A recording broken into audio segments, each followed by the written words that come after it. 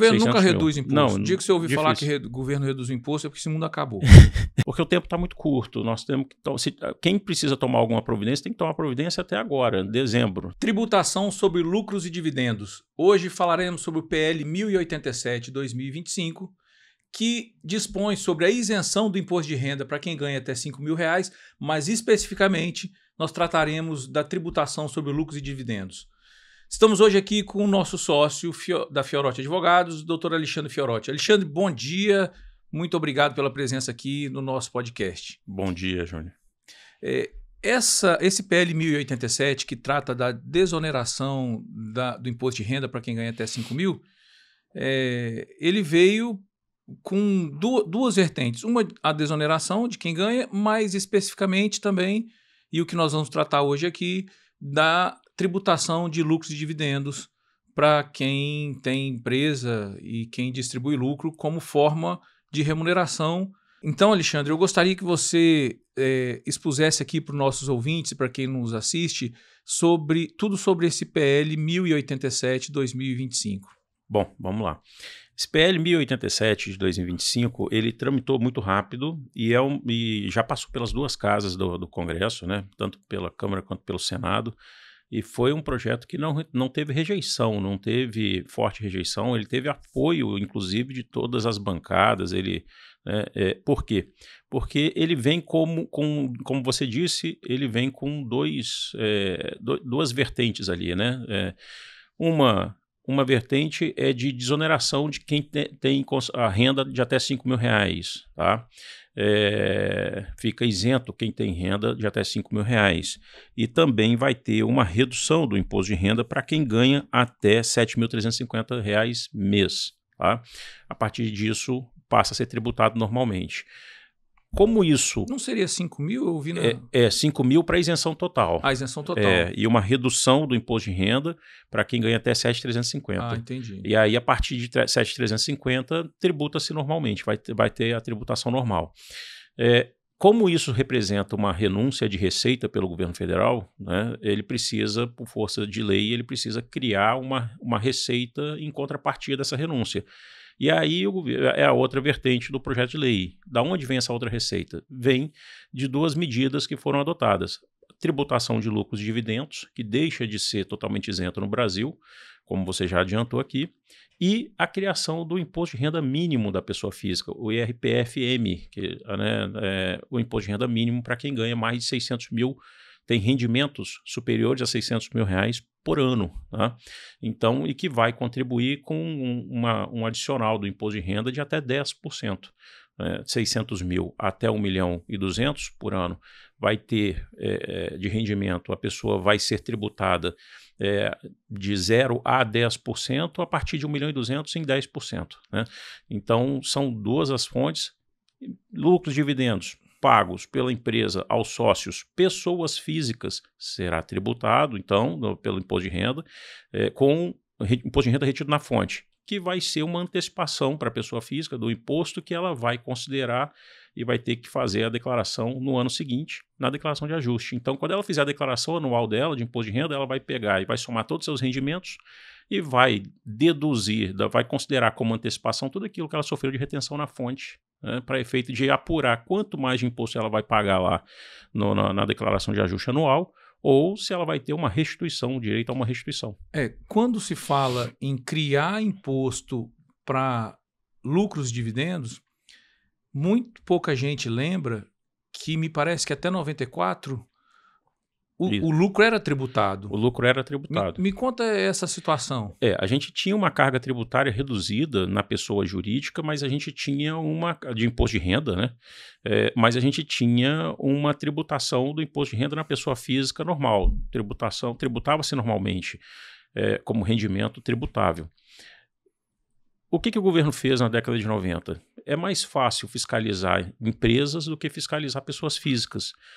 O universo de empresas é muito menor do que o universo de pessoas físicas. E as obrigações acessórias para as pessoas físicas são anuais. Para empresas, tem periodicidade muito menor. Algumas mensais, outras trimestrais. E a gente tem algumas anuais também. O que o governo fez? Ele trocou. Olha, vou dar isenção do imposto de renda na distribuição de lucros e dividendos para a pessoa física, para os sócios das empresas, de maneira geral, sejam pessoas físicas ou jurídicas, mas eu vou tributar fortemente a pessoa jurídica. E aí o governo elevou a alíquota, criou o adicional do imposto de renda da pessoa jurídica de 10% e criou a contribuição social sobre o lucro líquido de 9%. Então a gente saiu de uma tributação de 15% de imposto de renda para uma tributação de 34% na pessoa jurídica. Em contrapartida, os sócios ficam desonerados. O que o governo está fazendo agora é o quê? Ele está mantendo a tributação da pessoa jurídica nos 34%, né? E criando mais 10%. Criando mais 10% ali para quem ganha acima de o governo nunca reduz imposto. Não, o dia que você ouvir difícil. falar que o governo reduz o imposto é porque esse mundo acabou. É verdade. A força motriz desse país, quem move esse país, não é funcionalismo público, são os empresários, empreendedores, as pessoas que geram emprego, pagam imposto e são as pessoas que mais são tributadas. Isso faz com que o empresário seja desestimulado a produzir, a empreender, a criar novos empregos, a gerar fábricas, a gerar plantas, porque isso é toda hora um imposto novo que o governo vem querendo arrecadar para poder pagar a forma com que ele vem gastando mal o dinheiro. Vide a quantidade de desvio que a gente ouve falar toda hora. Mas isso é uma coisa que é uma situação pessoal minha, vamos tratar do PL aqui. Então, deixa eu entender uma coisa. Se a pessoa tiver 3 empresas, ele não vai poder distribuir 50 mil de cada uma, isento. Se ele distribuir 50 de cada uma, ele vai pagar imposto porque ele vai estar acima daqueles 600 mil anuais.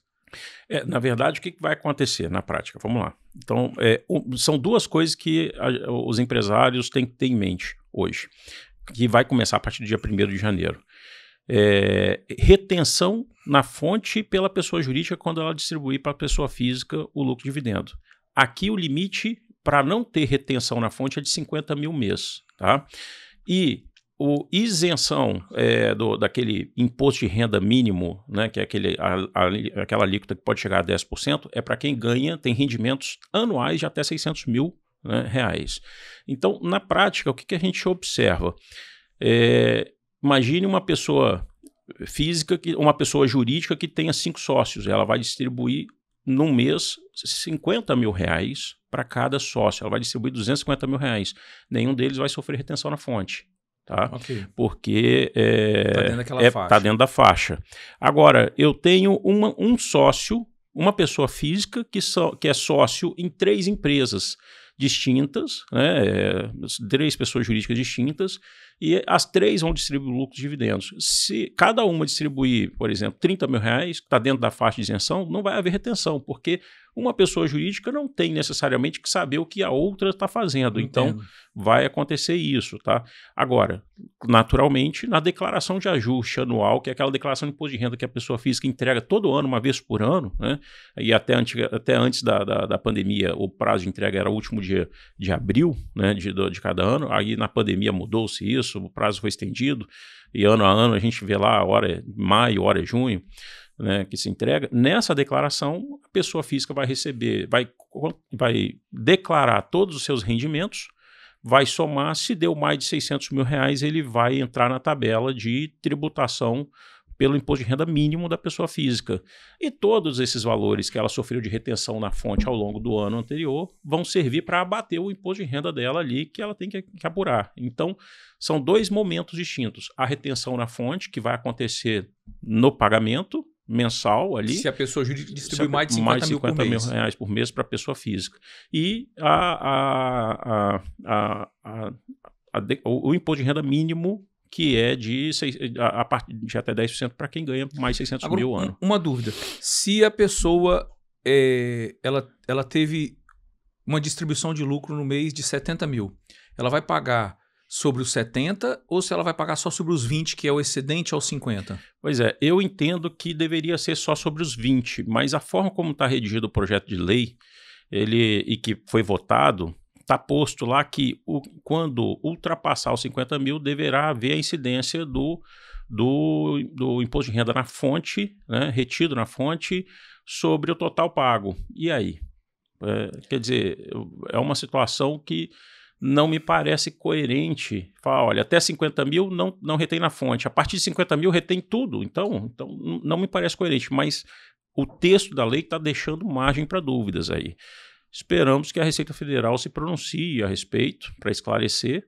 Não vai ser surpresa se ela esclarecer, se ela fizer uma interpretação de que é para reter sobre tudo, sobre os 70, como do exemplo que você deu, e não só sobre os 20. Não, surpresa se ela fizer isso, não vai ser, não. A Receita Federal, ela tende a ter uma visão muito restritiva, né, da interpretação de leis. Não, muito arrecadatória.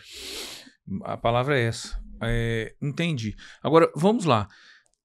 Hoje, as empresas, elas têm lucro, mas elas não têm o dinheiro para distribuir, porque isso é muito natural, porque ela reinvestiu o dinheiro, porque ela colocou o dinheiro na operação dela.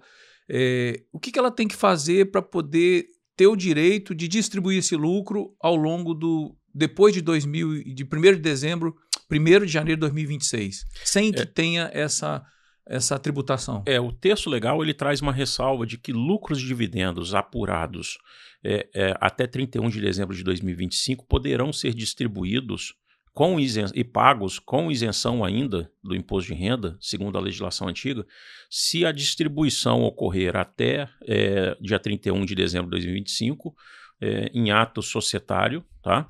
E se ato societário esse que já deverá prever a forma de pagamento desse lucro de dividendo, que será distribuído de forma isenta, e que não poderá ultrapassar 31 de dezembro de 2028, então terá que ser pago até lá. Se a pessoa a jurídica aprovou no ato societário, e ato societário não é só balanço, né? Tem que ter uma ata ali de sócios, ou de reunião dos sócios, se for uma limitada, ou de uma... E precisa estar registrado na junta? A limitada, ela não tem a necessidade de registrar na junta, mas o que a gente sugere? Como a Receita Federal ela pode criar algum tipo de questionamento sobre se a deliberação foi tomada mesmo com data de 31 de dezembro ou se ela foi tomada em outro momento posterior com data retroativa, eu sugiro que pelo menos, quem não queira levar registro na junta, essa ata, que pelo menos faça, então, um reconhecimento de firma em cartório ou assine eletronicamente para provar que foi assinado no dia 31 de dezembro. Tá? Antes do dia 31 de dezembro. Antes do dia 31 de dezembro. O que a gente observa ali é que tem que olhar, inclusive, para o contrato social da pessoa jurídica. Por quê? Porque tem muita gente falando o seguinte, olha, eu não vou conseguir fechar o meu balanço em 31 de dezembro para deliberar em 31 de dezembro. Então, eu consigo fechar, eu preciso de 2, 3 meses. Não vai ter tempo, então. Então, é possível que a pessoa jurídica faça o quê? Levante um balanço especial com data de 31 de setembro, 30 de setembro, 31 de outubro, né, ou 30 de novembro, e faça uma aprovação da distribuição de dividendos ali em cima dos lucros apurados até tal período. Né? Mas para isso tem que estar previsto no contrato social, é importante que esteja, não tem que estar, mas é importante que esteja previsto no contrato social que a pessoa jurídica que normalmente todas elas prevêem que seu exercício será anual, que ela poderá levantar balanços especiais para efeito de distribuição de lucros intermediários ali, entendeu? Entendi. Então a nossa legislação prevê isso. Se você olhar para o artigo 204 da lei de SA, ela prevê a possibilidade do Estatuto Social de uma SA ter tal previsão e de os acionistas poderem levantar balanço especial e distribuir lucros, dividendos intermediários, e essa lei da SA se aplica subsidiariamente às limitadas na maioria das vezes, né? Porque o código é limitada e regida pelo Código Civil e normalmente naquilo que for omisso, o Código Civil pode ser regido pela lei de SA aplicando-se subsidiariamente. Então a gente tem recomendado até que as pessoas revejam até o contrato social de suas empresas. Por precaução, tá? É uma precaução. A gente não. Isso tem que correr, né? Porque tem que correr. Do final de ano já está aí. Aprovar tudo em ata logo. Agora, me fala uma coisa.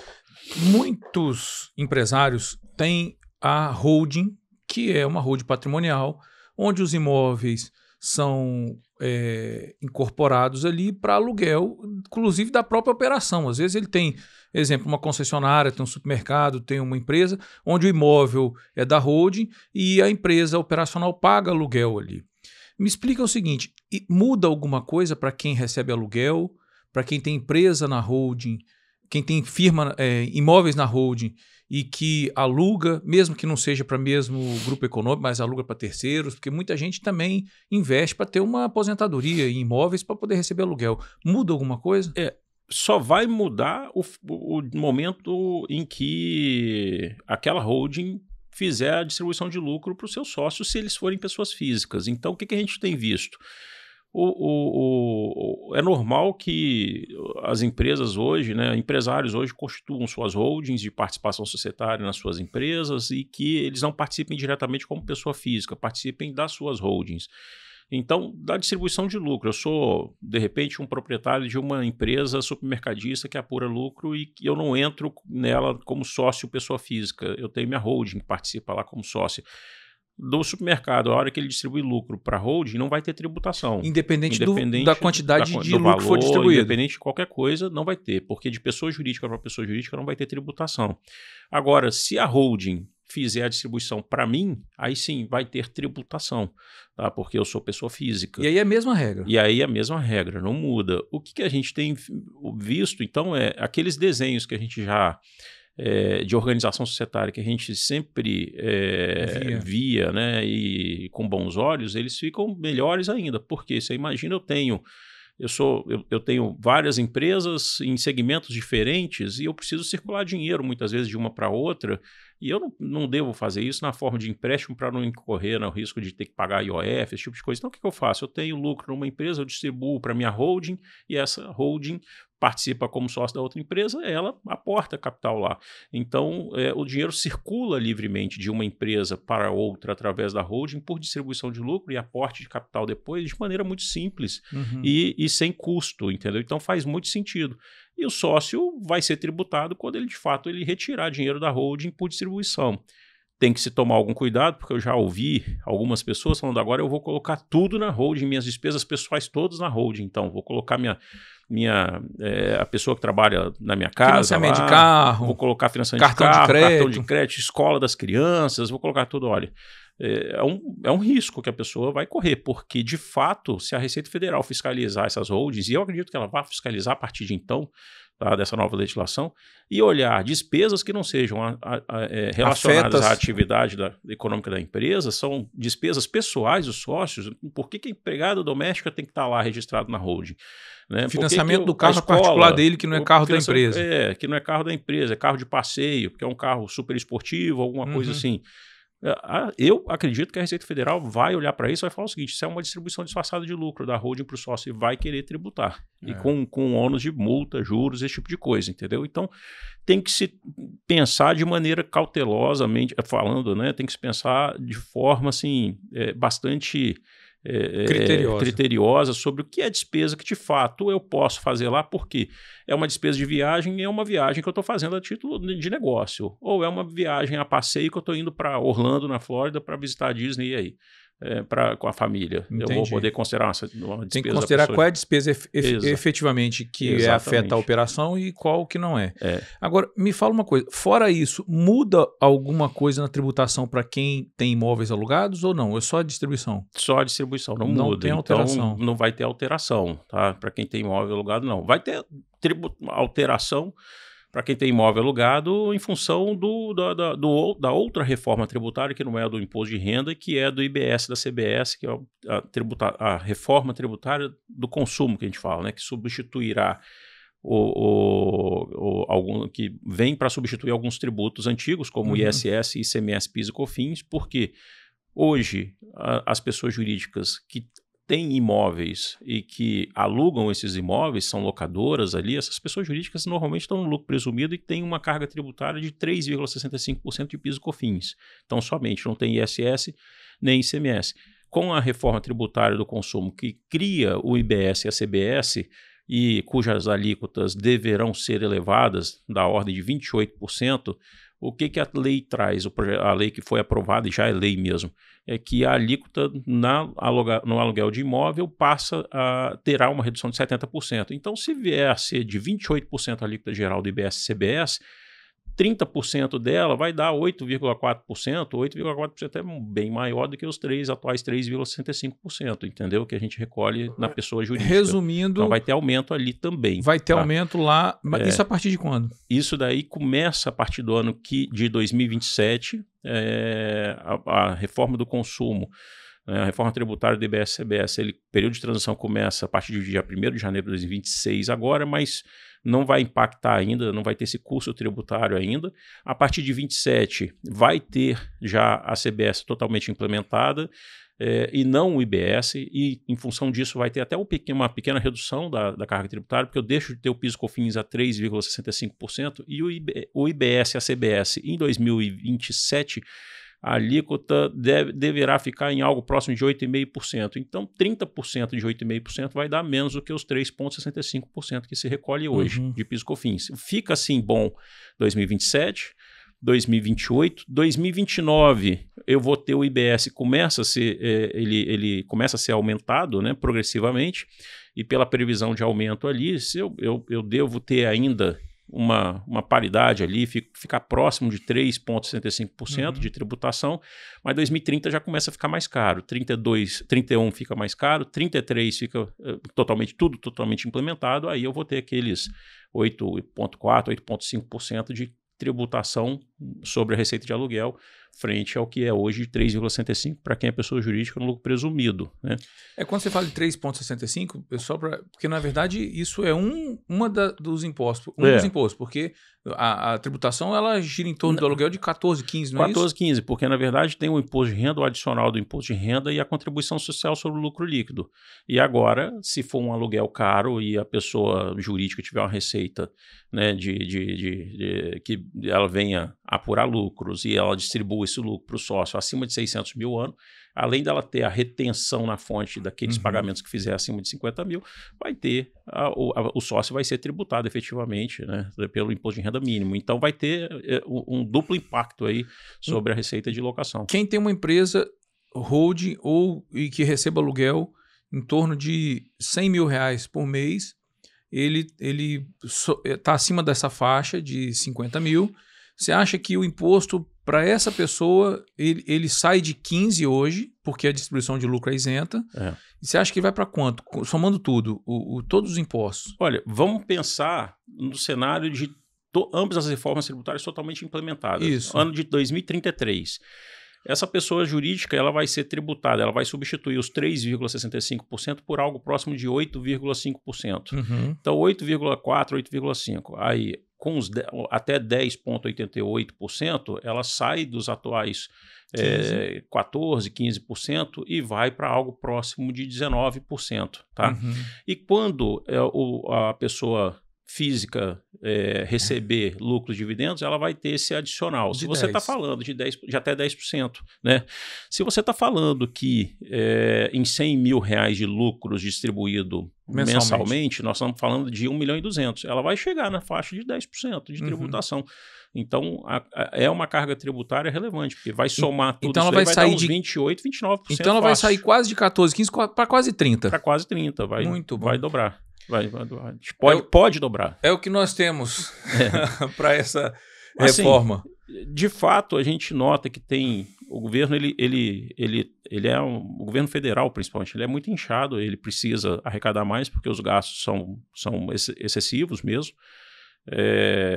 Mas isso ninguém gosta de aumento de imposto, mas a gente sabe também que do outro lado a gente tem alguns segmentos que eram menos tributados e outros muito tributados. Então, essas mudanças, principalmente do IBS e CBS, vêm com a promessa de equilibrar mais isso daí. Alguns segmentos, como a indústria, sempre se julgou muito injustiçada por ser muito tributada, por ICMS, às vezes até ISS, PIS, COFINS, em alíquotas elevadas, imposto de renda e contribuição social sobre o lucro líquido. Enquanto a prestadora de serviço tem menor tributação. E aí a indústria ela apoiou fortemente a reforma do IBS e da CBS. O prestador de serviço vai ser mais onerado e a indústria né, tem a expectativa de uma redução da oneração dela ali, da carga tributária. Isso é provisório. Agora, com certeza o governo vai ver que reduziu da indústria, vai subir de novo o imposto daqui a uns anos. O que a gente nota é assim, a indústria, por que a carga tributária da indústria teria que ser diferente como era em relação ao prestador de serviço? O prestador de serviço serviço personalíssimo muitas vezes, né? Então você não consegue fazer em larga escala, você não consegue ganhar, né, escala na produção de serviços. Você imagina um contador, pode colocar, por mais que ele adicione gente ao seu quadro de colaboradores, ele vai ter um limite de produção, ele não consegue produzir como uma empresa, uma indústria que, se mecanizar, se automatizar seu processo industrial, né, hoje em dia, investir nisso, ela pode botar robôs para trabalhar 24 horas por dia e vai produzir, vai ganhar na escala, entendeu? Então, de fato, quando são situações diferentes. Se é justo ou se é injusto, não cabe a mim falar, mas são situações diferentes e aí eu vejo que, de fato, os prestadores de serviço vão ser onerados.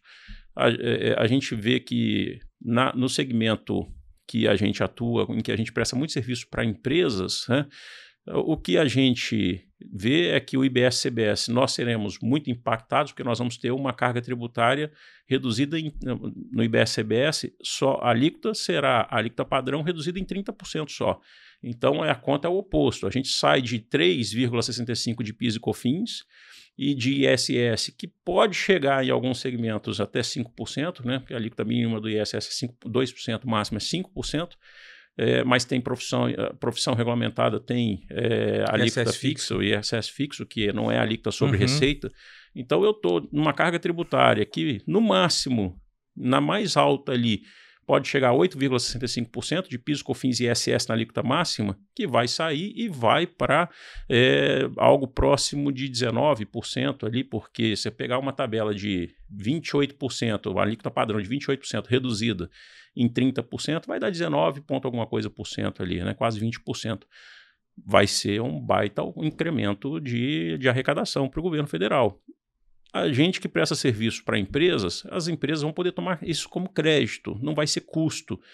Mas ao prestar empresas que sejam contribuintes de IBS-CBS, porque se a empresa estiver no Simples, sem ser optante pelo regime da apuração normal do IBS-CBS, ela não vai poder se creditar, vira custo. Se o cliente for uma pessoa física, ela não vai poder se creditar, vira custo, então vai ter aumento, entendeu? Por isso que tem regimes diferenciados que foram criados nessa lei do IBS-CBS para alguns segmentos como educação, saúde, serviço de profissão regulamentada, para que onde você tem uma redução de alíquota ali específica para poder não onerar tanto, mas ainda assim vai onerar bastante. No frigir dos ovos, o prestador de serviço vai ser extremamente onerado, pelo que eu estou entendendo. O prestador de serviço vai ser onerado e vai repassar naturalmente, né? Vai tentar repassar. E quando a gente fala de prestador de serviço, não estou falando só de advogado, contador e médico, não. Locação de imóvel. Então, plano de saúde, escola. Então, assim, aquilo que a gente falou de locação de imóvel, quanta gente, pessoa física, que aluga imóvel porque não tem condições de comprar seu imóvel próprio. E às vezes aluga de outras pessoas físicas ou aluga de pessoas jurídicas. Então a locação vai subir também. A locação vai subir, porque imagine que eu seja um investidor, eu tenho lá 3, 4 imóveis alugados e eu, na minha pessoa jurídica, tributados a 3,65%, que vai para 8,4%, 8,5% a partir de 33%, quando tiver tudo implementado. Vai acontecer o quê? Eu vou repassar isso no valor do aluguel e o meu inquilino não vai poder se creditar, porque ele é uma pessoa física, entendeu? Então vai onerar, sim, isso daí. Então não temos dúvida de que isso vai acontecer, não vai acontecer, entendeu? Mas tá bom. Alexandre, você queria deixar mais algum recado, alguma explicação ou alguma fala que possa esclarecer mais esse assunto aqui, que não consegui fazer perguntas? O que eu tenho sempre dito é que empresários têm que buscar informação. Busquem informação junto aos seus contadores, advogados, corram atrás, porque o tempo está muito curto. Nós temos que quem precisa tomar alguma providência tem que tomar providência até agora, dezembro ainda, né? Porque o tempo é muito pequeno, realmente muito pequeno. Então, corra atrás de informação, busque se orientar, veja se seu contrato social está adequado para poder fazer distribuição de lucros intermediários, dividendos intermediários. Se não tiver, adeque por sugestão aqui. Converse com seus contadores para tentar apurar logo balanços intermediários ali, com efeito de distribuir lucros intermediários para garantir essa isenção. Registra isso em atas. Se não quiser levar registro na junta comercial, pelo menos reconheça a firma ou assine eletronicamente, tudo até 31 de dezembro de 2025. Né? E preveja nessa ata já quanto de lucro está sendo distribuído e a forma de pagamento. O projeto de lei que foi aprovado assim exige. Então, não dá para falar do lucro que vier a ser apurado, eu vou distribuir, entendeu? Ao sócio com pagamento até 2028. Não. Eu não posso distribuir lucro que eu ainda não apurei, então tem que apurar. Tá bom. Muito obrigado. Pessoal, até a próxima.